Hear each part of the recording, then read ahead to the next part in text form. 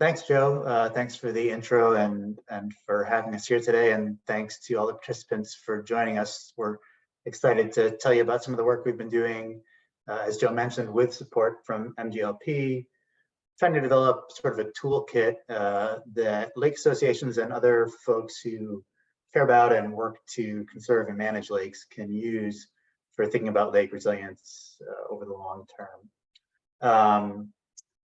And the work that we're going to be talking about was inspired to a large extent by things that Eve heard, and Eve will be giving the second half of this talk here about what the needs were of lake associations and other local groups like that as they work to try to do some of this management and conservation on the ground. So things like, how do we learn from other local groups who might have similar interests and similar challenges? Or how do we sort of think about planning for the long term when a lot of the challenges that we deal with are very much here and now?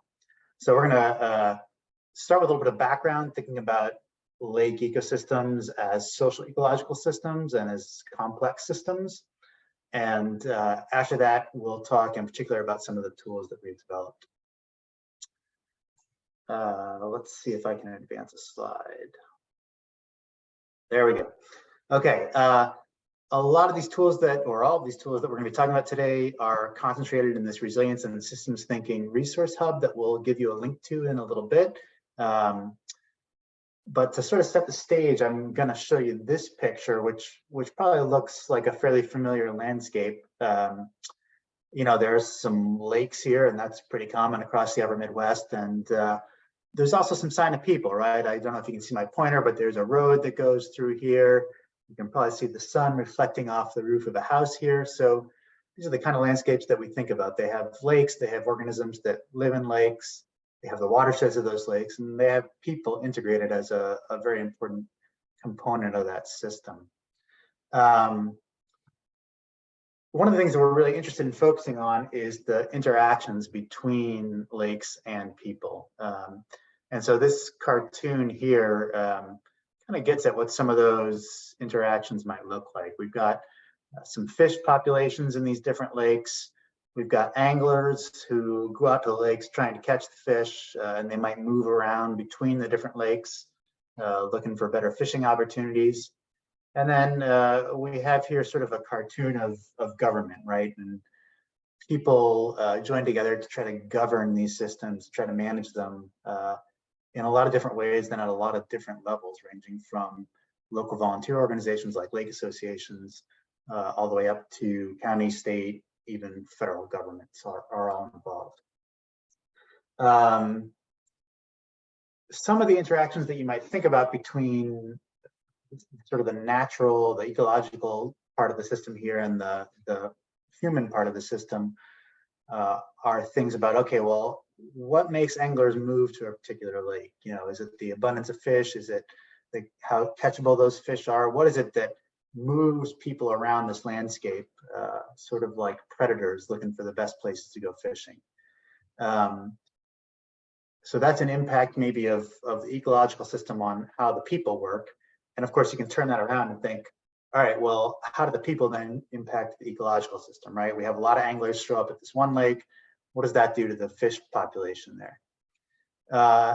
And then there's also these sort of back and forth interactions of governance, right? The people react to the way that the system changes through time. They might say, geez, the fishing's not very good anymore. We need to change our rules. We need to change the way we govern this system. And then those changes in the governance play back to influence the way the system works. So, our general point here is it's really important to think about these places that we're trying to understand and to conserve and manage as places where not only do people influence the ecosystems, but also the ecosystems influence the people.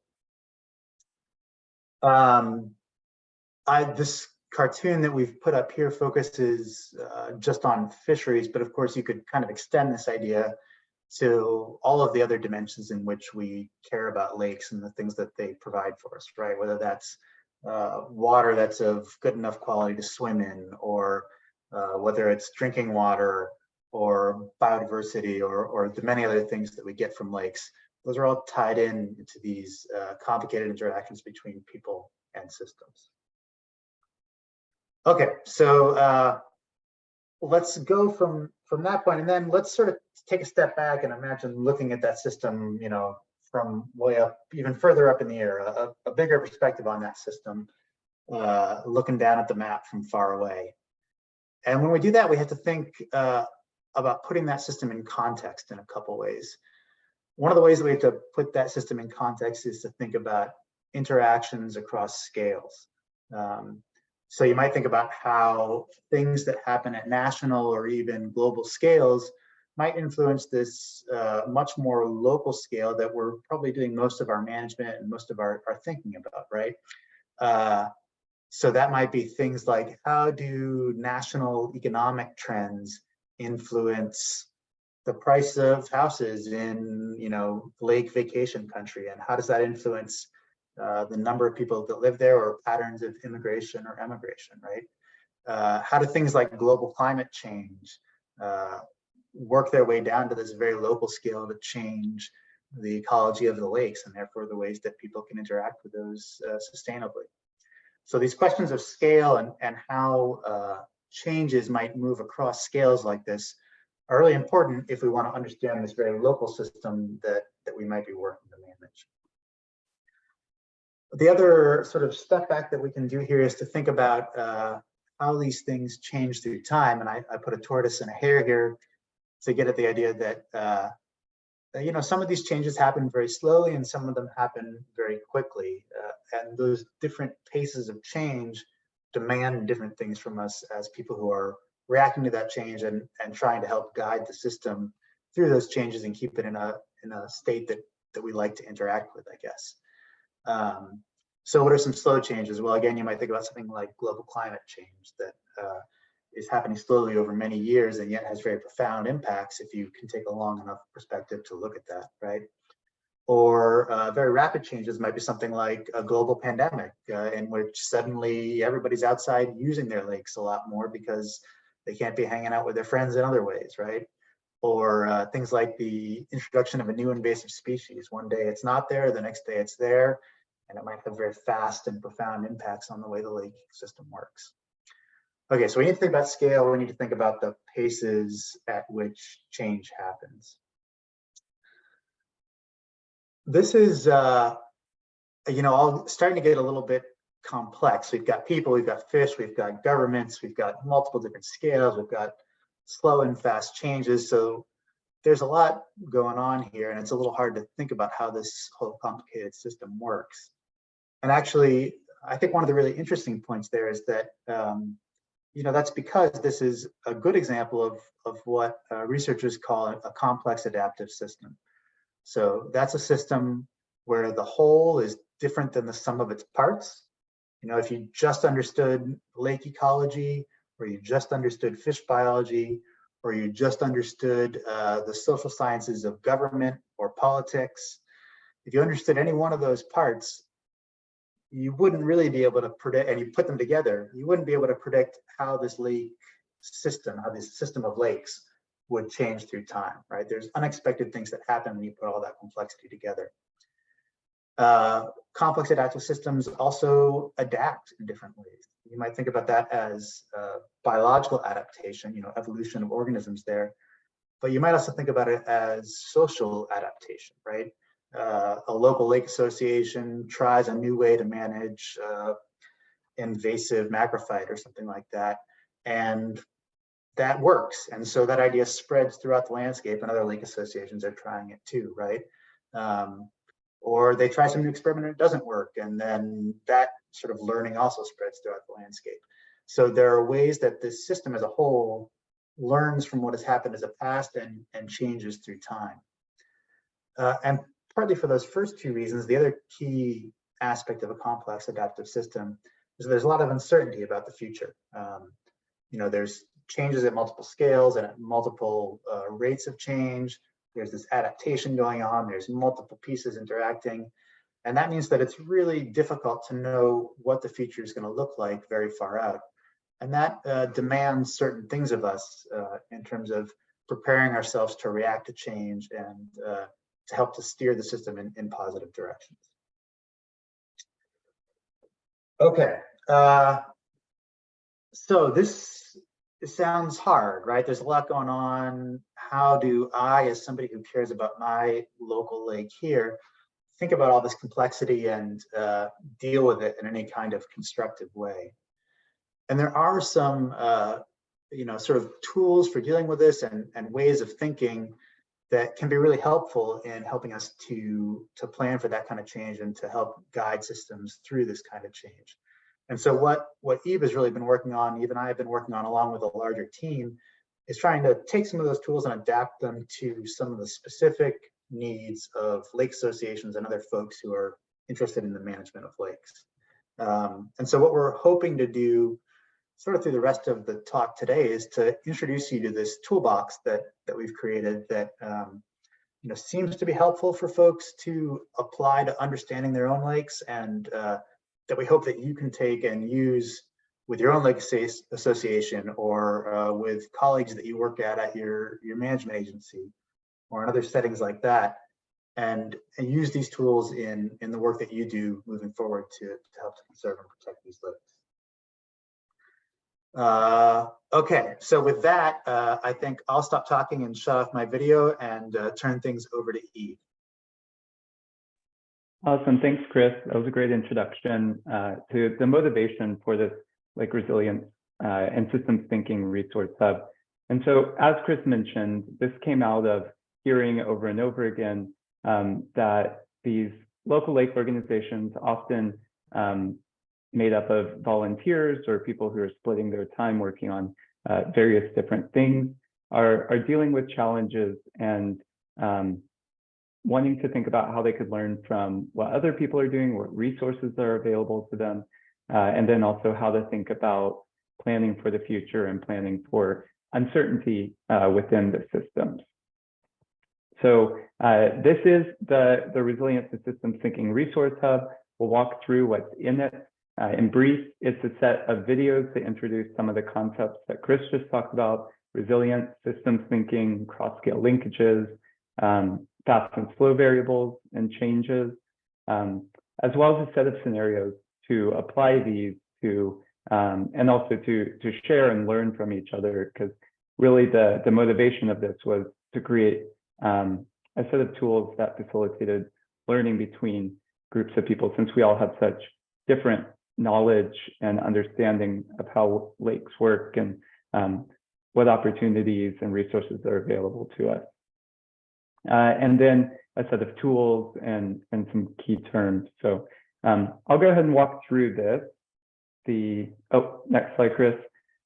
This is where you can find the Resilience and Systems Thinking Resource Hub. I think Chris is going to put that in the chat right now. So feel free to click on it when it comes in, take a look at it, or just follow along. This is a free tool. So thanks to the National Science Foundation and the Midwest Glacial Lakes Partnership, we were able to develop this and then make it available for free for anyone to use. And so we encourage you to think about how you might use it with your organization or your partners as we talk through it today. Next slide. Before getting into the details of the Resource Hub itself, I want to talk about how this was developed and prototyped. So over 2020 and 2022, or 2021, we intended to have a series of in-person workshops because of the pandemic. We had a combination of both virtual and in-person workshops. And what we did was designed a set of activities where we introduced a short overview of the concepts, which have been included in the videos, just get everyone on the same page, bring people back up to speed. We then broke out into small groups within the group. So you see here, we have about 30 attendees at the Wisconsin Lakes Partnership meeting in 2021. We had people from different lake organizations, as well as extension and consultants and government agencies all represented there, and have people break out into smaller groups to discuss a set of scenarios. Once they'd done that and talked within the group, we asked one of them to kind of share it back with the group, with the broader group, so that people could learn what was happening in the scenarios they weren't working on and what other people discussed. And we did that a couple of times and then had kind of a group reflect and takeaway session where we talked about how we might apply these tools, what was useful, what can be improved on them. And through that, we iterated on this toolkit. And what we decided was, while this is kind of like helpful having this at intermittent times of year, it would also be really amazing to have this available to people when you need it, when you're going through some sort of change or have some sort of need for thinking about long-term lake management planning. And I'll go through kind of a bit of demographic information about who was in these to show that we had a broad variety of people who were contributing their ideas on these resources. So here you can see that we had a mix of lake associations, lake districts, agencies, and then also a few nonprofits and private organizations.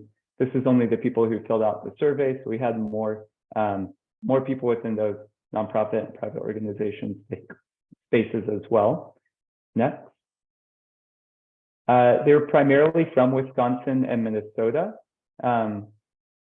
Also quite a few attendees from Michigan and then a few other states. So there's a mix of different states represented here. And it was cool hearing people share information back and forth from what they had available to them in Michigan to some of the Wisconsin people and vice versa.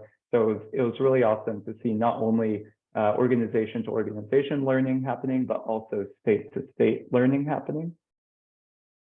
Next slide. And here you can see that they were from a mix of different organization sizes. So everywhere from small organizations of 0 to 25 people to quite a few organizations with more than 200 people. And these different sizes of organizations, of course, were dealing with different types of challenges, but also sharing a lot of common challenges. Where there was less diversity was how long people are spending around the lake. So what you see here on the far right is people who are spending more than 6 months at the lake, so year-round residents compared to like a seasonal resident. It was mostly people who are spending most of their time around the lake who are showing up to these workshops and participating. So something to think about.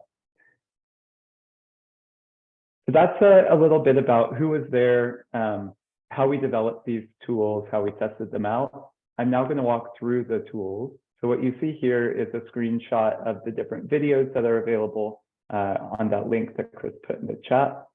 We have an intro video and then 4 videos around the key terms. So resilience, fast and slow variables, cross-scale linkages, and systems thinking. And in each of these videos, we define these, we kind of give some background on them, and then provide examples both of kind of common life type examples, but also a lot of examples that are tailored to lakes and watershed management. And they're about 5 to 10 minutes each. Next slide. And then to accompany these videos, we've developed a key concepts document in the top left. What you see is a key concepts document. This summarizes all of those terms and concepts that we go through in the video, so that it's a quick reference guide once you've watched them to kind of jog your memory on what you learned in those. And then kind of the star of the show is these scenarios. And so we have 4 different kind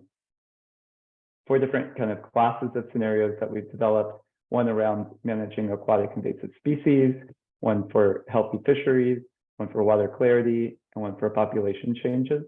And within each of these, we have 2 scenarios. So the first one is about, okay, some lake level, more minor changes happening to the lake, how might you prevent it? And then the second one gets at some of these cross-scale linkages or maybe fast and slow variables and thinking about how to adapt to changes that are happening within the lake as the ecosystems transform. And the purpose of these scenarios is, as I mentioned a few times, to get you talking about these challenges and sharing between participants what they know about the challenges at hand, how they occur, what management techniques we have available, and then also maybe what resources, grants, documentation, people who can help, what else is out there to help work through these things. Next slide. And in our surveys, we asked people what are the challenges you're dealing with as a lake association. And you'll see the ones circled in orange are the most common, and they're also ones that we've addressed in those scenarios. So thinking about lakeshore development, soil development within the watershed, invasive species, participation within the lake organization, dealing with runoff, water quality, and weeds. Next. So this is an example of what one of the scenarios look like. This one's for lake population changes, and each scenario is broken down into 3 different components. First, kind of setting the scene. This gives you instructions or suggestions about how to use this scenario. Then it explains the scenario. In this case, it says, your family's been going to the same lake house for vacation since your grandparents were children. You know your neighbors and you get together for a boat parade every 4th of July. Until this summer, the only rental property on the lake was a resort owned by the Jones family, and you just learned that one of your neighbors will be renting their home as an Airbnb. And then the consider section walks you through kind of thinking about the impacts of this change, what you could do to it, what might happen, and then also thinking about some management actions that you might take. Next slide.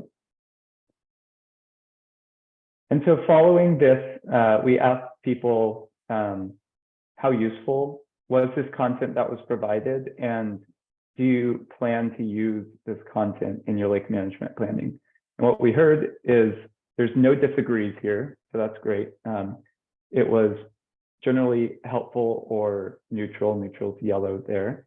And it seems like resilience and systems thinking were things that people plan to use. And then same with cross-scale linkages and slow change, but there were some more neutral responses here. And I think the reason for that is that these are starting to think kind of out of the jurisdiction of a lake organization. There are impacts from these cross-scale linkages. There are impacts from things like climate change or from policy changes at the federal level. But there's a lot less that a local level organization can do about those things. However, they're still useful to consider in the lake management planning. Next slide. And the last component of this toolkit is a list of tools that are available. These are all free tools available online. Anyone can access them. We have a set of them that are available for multiple or all states. We are thinking within the Midwest Glacial Lakes Partnership area here. So MGLP, website, conservation planner, among some other things. And then also tools that are available to states or that are specific to states, so they're also available to people. So these could be organizations that it could become a member of. It could also be some sort of a map with information about invasive species. They also might be grants or funding programs or booklets or information about kind of shoreline management, stuff like that. So it's a mix of stuff here. It's certainly not complete. And if you have anything you'd like to add to it, please shoot me an email, and I'd be happy to make sure those get added. Next. And the participants in these workshops said, okay, most of these tools, or about a third of people said these tools weren't new to them. 2/3 of people said, yeah, these were new tools to me. Thanks for showing them to me. And people were either neutral or positive about whether they're going to share those tools or use those tools in the future. So it's a good list of tools. People find it useful and plan to share them back with their organization. I encourage you to do the same. Next. So to summarize and kind of wind this down, this resource hub is for lake and watershed associations, alliances, and districts, really anybody focused on lake management, along with environmental educators, extension specialists, people who are working with those organizations, governments at all scales, and really anyone with an interest in protecting lakes. And again, this is free. Anybody is welcome to use it. Next. And some of the ways that we've thought about using it, or people have talked to us about using it, are to bring together members of an organization to have a structured conversation about what's happening on the lake and what they might want to do about it. This can also be useful in facilitating leadership transition discussions, having an outgoing executive board talk through some of these scenarios with an incoming executive board, and using that for knowledge continuity. Also for initiating strategic planning conversations. Not only are there a set of scenarios here, but there's a set of questions that accompany those scenarios. And I think those could be helpful in kind of stimulating thought around what to do for strategic or long-term management plans. And finally, for structuring conversations with partners, maybe where there's a set of decisions to be made or conflict even about how to manage a lake. This could be a way to kind of work within hypotheticals to have those conversations. Next. So this was a ton of work over 3 years. A lot of people worked to design, develop, and get this up and available, as well as to sponsor this. So huge thank you to everybody who worked to make this available, and most importantly to the people who focus on lake management, lake conservation. This is, yeah, we couldn't have done this without y'all. So thank you so much. Next. And that's it. I'll pass it over to Joe to facilitate any questions, and you'll see Chris and my emails here. So feel free to reach out to us as well. Awesome. Well, thank you both. That was really interesting, and it's exciting to see that tool available. So thank you for giving us a quick tour of it, of them, I should say, and introducing us. So I'll open the floor for questions. If you have any questions for Eve and Chris, please enter them in the Q&A button. Again, you can do that by taking your mouse and hovering it over the screen, and then going down to the right in the middle, there's a Q&A dialog button. Click that and submit your question, and I will moderate them. So we don't have any questions at this time, but that's okay, because I have lots of questions, because I think this stuff is super cool. So I will start with my questions, and as they come in, we'll get started. I guess the first question I was curious about is, you guys mentioned that you had participants from various states, and Minnesota and Wisconsin were pretty heavy. There was some participation from Michigan and Indiana.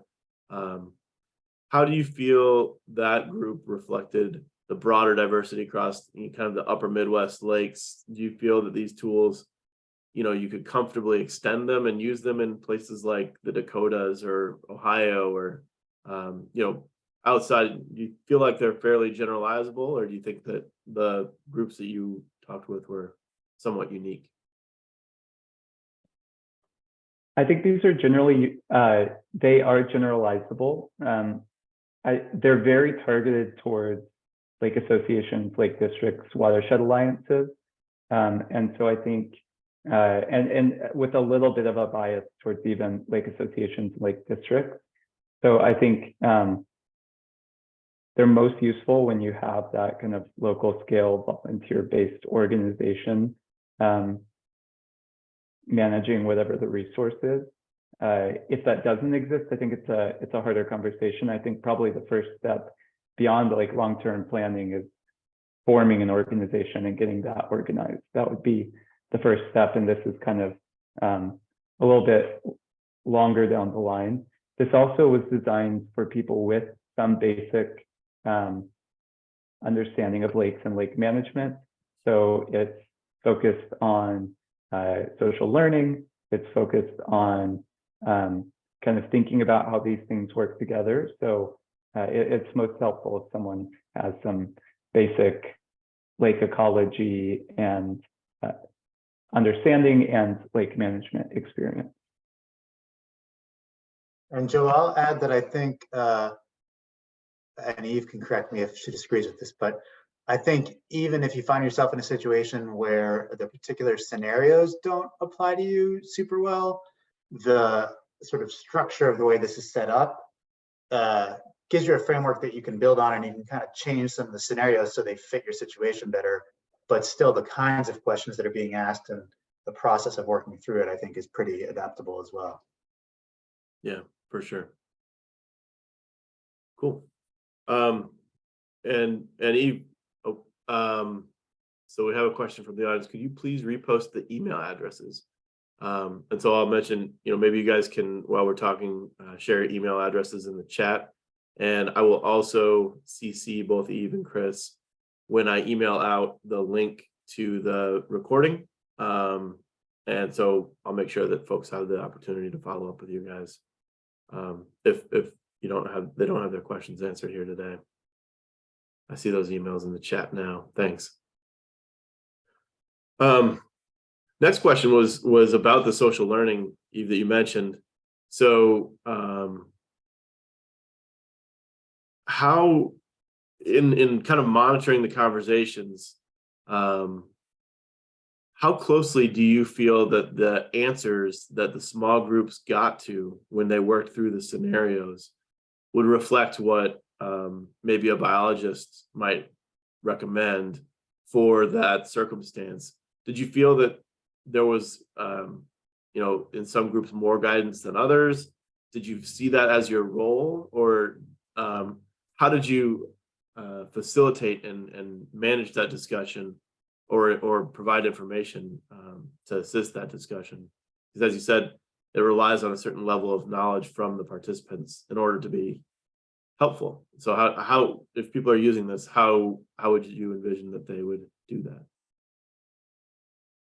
Yeah, so the way the scenarios are set up, kind of these underlying processes that are being thought about are introduced in the scenarios in a pretty general sense.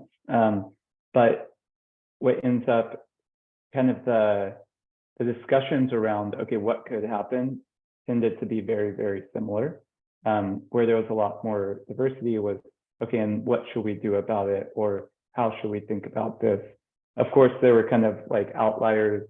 For example, one group had someone who was really focused on boater safety on their lake. And so there was a whole very specific conversation around like EMS and kind of emergency response and how to think about that as the population of the lake changes. So I guess what I'm saying is most of the conversations tended to be fairly similar. But then, of course, if you have someone who has a very specialized expertise, that changes the conversation a little bit. And from a steering perspective, we didn't do a lot of steering. We might ask some follow-up questions in the share out. But what was helpful is if you have multiple groups doing this, two groups are doing aquatic invasive species management. When the two groups share back out, you also hear where the differences were and kind of differing perspectives there.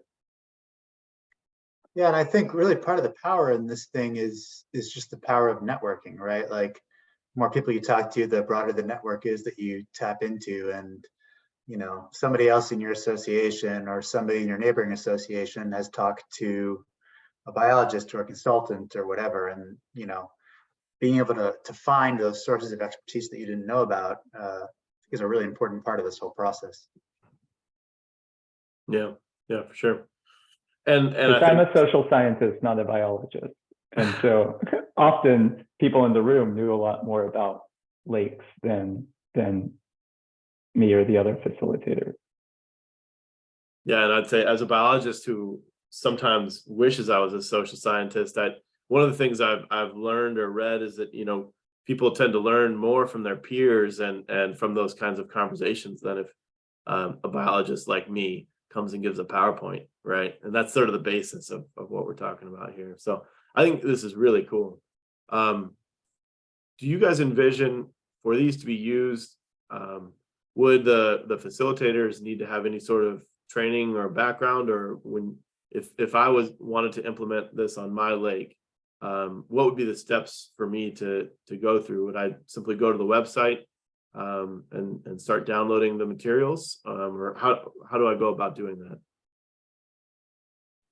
Yeah, so the website, the resource hub, has been designed with the intention that someone could land on there and walk through it and understand how to use it and download the documents and click the links for the videos and get started. I think as people do more of that, hopefully they'll reach out to me if they have questions. My email is also on that resource hub, and we'll continue to refine it and make it useful. We're going to include this webinar on it too, so people can understand some of the background and the motivation for it. But yeah, for the most part, it should be self-guided, and where it's not, I'm available if people have questions. Cool. All right, we've got a question. The person says, this reminds me of shoreline education I had planned on doing and need to get done prior to the summer session. And this is more of a statement, I guess. A larger goal is to use this kind of communication in April to create more community around lake health. I also want to reach out and create a network across lakes, not just within our own lake. So again, many thanks. And I think, you know, that speaks to the same desire that you talked about of building the network, learning from each other, both within your lake and among other lakes. A really major value of this resource and of these tools. So one person asked, did you look at the age of the participants? And they noted that their lake association tends to be more retired folks, and that they're trying to draw in younger folks. And I know you mentioned participation is one of the major challenges that lake associations identify. So how did you guys look at the age of participants and other metrics like that? Yeah, so absolutely. The lake associations, lake districts tend to skew closer towards a retirement age. It tends to be people who have a lot of time to dedicate to this, and often people who are spending most of their time around the lake.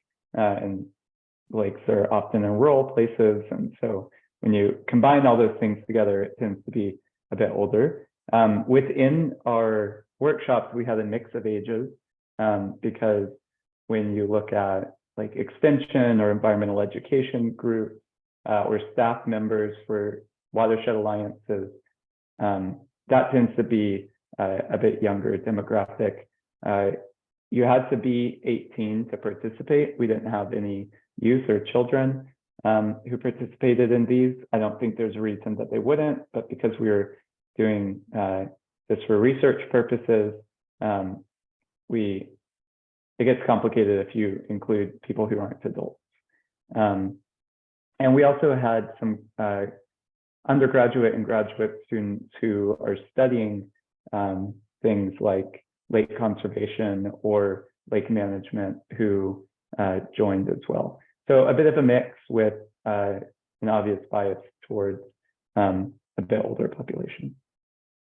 And I think that challenge of how you get younger folks involved in lake associations and similar, volunteer organizations like this is a big and common one. I think there's no easy answer. I think, having the conversations helps. And I think, thinking about how you find ways for people to be able to, contribute and chip in whatever small ways they can manage given where they're at in their life, that can be a really positive thing for helping to build broader base of support for the lake organization, and also sort of thinking into the future, who's gonna be the next set of leaders. So yeah, those are big and important challenges. Yeah, and just to piggyback on that, I think some of the things that we've heard have been successful are like if you do an aquatic plant survey day where it's a point in time kind of thing, people can come out, get in their kayaks or canoes and participate in that. Like those kind of things are kind of helpful for younger people, whereas like something that requires you being at the lake on certain days over a long period of time, like water quality monitoring, might not be something that's as accessible to a younger population. Yeah, makes sense. So you guys, you've set up this really neat website. It's been out in the wild now for a little while.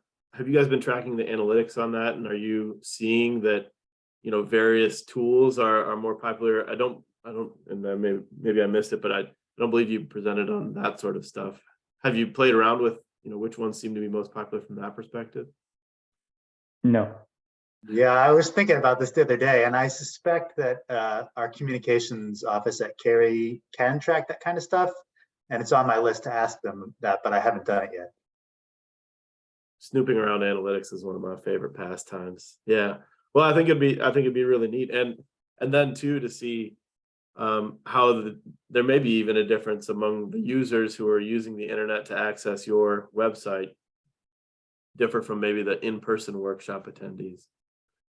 Have you thought about that sort of juxtaposition between the last question we just talked about with the older age group that you're targeting with some of these workshops and the internet based? Did folks do you think that there are challenges there, or do you have ideas about how to help older generations who may not be as computer savvy navigate the internet based delivery mechanism for these tools? But I'm really hoping Eve's going to unmute and answer that question. No, I mean, so we've done some of these in-person workshops, and I guess a thing I would say is, we can do more of them, and I hope other people will too. That's one of the goals of having the materials out there, is so that wherever you might be as a person interested in these ideas, you can take these and reach out to the audiences that you need to reach to move things forward where you are. And if that's not over the internet, and it's instead at your local community center or whatever, I think the materials are pretty amenable to being used in that way. So we hope people will do that. Yeah. Yeah, I guess some thoughts there are, I guess this is designed with collective action or people working together in mind. And so I think whatever the composition of these organizations is, that's kind of who the target audience is, and that tends to be a little bit older. That said, I think there are other places where these can be used. So I've been talking or had talked a bit to both, I think it was the Wisconsin Aquatic Invasive Species Partnership, as well as like a county level group in Minnesota, and thinking about how like at annual trainings for these invasive species monitors or some other kind of group, these can be used and maybe tailored, or certain scenarios are selected and tailored to use with those, or new scenarios are developed. So that's something I'm excited about and hope it gets used. When we were conceptualizing this before this pandemic hit, we were also hearing that like there are town lake organizations as well as like county lake organizations. So while we did ours more generally, I think these would be really useful kind of like for a group of neighboring lakes to do together and share there. And I think like could be cool also from an environmental education with children perspective, maybe some of the wording needs to change, but having groups of kids think about how they would, what changes they would expect to see in the lake and what they would do. So yeah, I think there's a lot of different applications for this and with different audiences, and those might be more self-directed or printed out and facilitated. And so, yeah, we're excited to hear how people do that. Cool. Yeah. Another question, just thinking through how one of the self-directed questions that you offered earlier was, you've got a new Airbnb that's established on a lake, and you've got the situation where you've got folks who aren't typically on a lake. Maybe they're not as knowledgeable as I am about the lake. What advice would I give them as a lakefront property owner, a stakeholder of the lake? And I found that to be a really fascinating question, because it's not just a question of, it forces the person to navigate the social aspects of conveying that knowledge, as well as the environmental components of it. It's not just, here's the rule, clean, drain, dry. It's how do you approach the conversation about, making sure that you're cleaning and draining and drying, and why do we care on this lake, and all of that. And so I guess, just the framing even of that question really fascinated me. And I'm curious, how you were able, did you come up with the framing for those questions, collectively, or how did you develop those? And I have a follow-up question on that too, but this came largely out of your experience talking with lake associations, right? That was how a lot of these things got framed. Is that right? Yeah, there are kind of two parts to this. Yeah, 2019, I spoke with over 30 lake associations. And so coming out there, and then following that, we developed a magnet, a fridge magnet. It's an infographic with like 4 tips on it that could actually be put in an Airbnb or given to a new homeowner around the lake.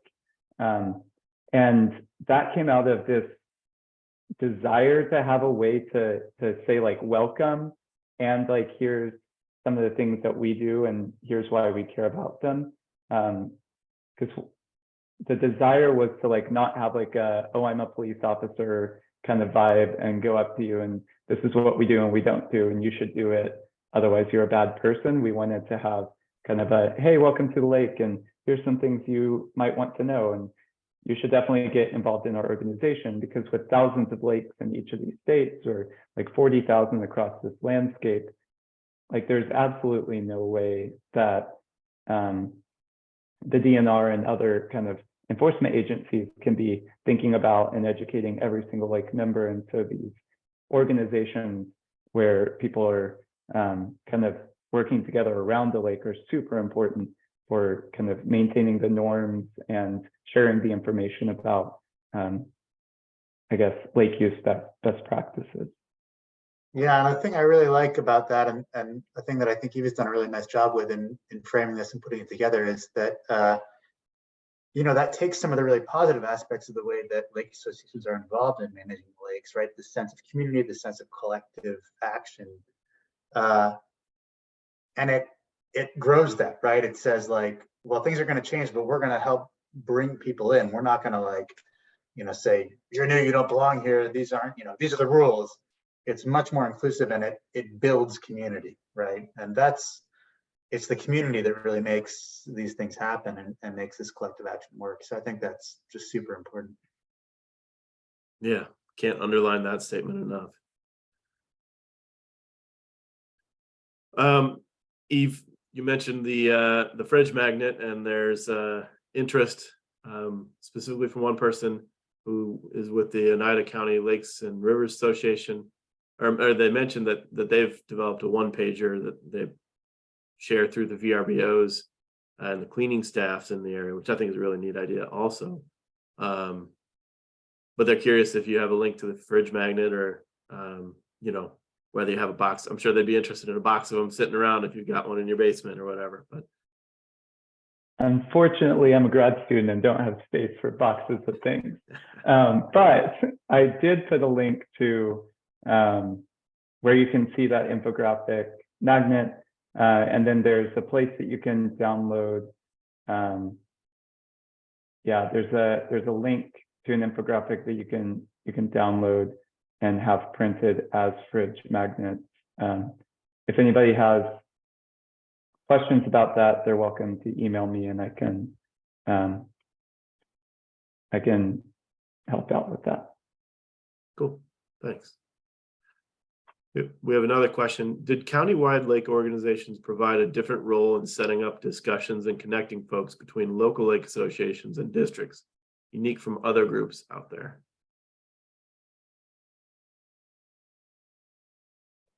So I guess the way that I understand the difference between like a county level organization and a local lake association is the local lake association is really focused on the lake. They're applying for grants or doing lake management planning or bringing in people to help understand how to what plants are in the lakes and what challenges that they might have. So it's focused on the actual kind of like carrying out of the lake management duties, often in partnership with a DNR or Eagle or whatever the lake management agency at the state level is, who kind of can give permits for various activities and also who often has some amounts of funding. The county tends to be more of like a information facilitator, so aggregating and sharing information between organizations, bringing the local level organizations together, often hosting conventions or meetings at some frequency where guest speakers are sharing information. And then it depends on the state and the other agencies that are happening there, but can also work with kind of facilitating the like grant process if there are grants available through like the soil and water conservation departments or other county level agencies who also have funding lines. They can do some facilitation and helping fill out those grant applications as well. That's my understanding. But there's probably, they do probably as many as there are county level organizations. I'm sure there are things that they do because I think there's quite a bit of flexibility based on the need. I guess one other thing that can happen is kind of facilitation of conversations between these organizations and maybe other groups in the area, like a farmers association or if you're in a more urban landscape, maybe a municipal water district. So the county level sometimes does some of that convening and facilitation of discussion.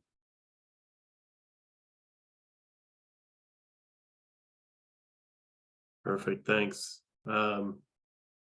Well, I'm looking at the time and it's 2:59 where I am. And so I think we had probably better wrap this up. I want to again say thank you to Eve and Chris. Really appreciate you guys.